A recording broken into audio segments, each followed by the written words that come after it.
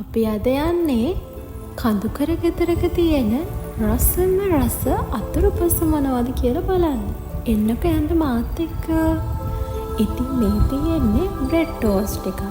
මේක අපි සරසලා තියෙනවා ස්ට්‍රෝබෙරි, රාස්බෙරි වගේ දේවල් යොදලා.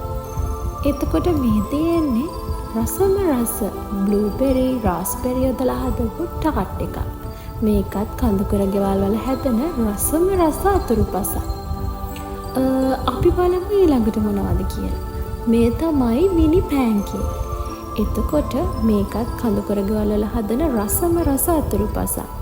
බිත්තර, සීනි, තිරුඟු පිටි, බටර් වගේ දේවල් එකතු කරලා තමයි මේ මිනි පෑන්කේක් එක හදන්නේ.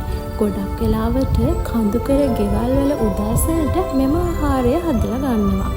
එතකොට අපිට මේක කෙසෙල්, ස්ට්‍රෝබෙරි, පැණි වගේ දේවල් එක්ක අනුභව කරන්න පුළුවන්. ඉතින් ආයෙත්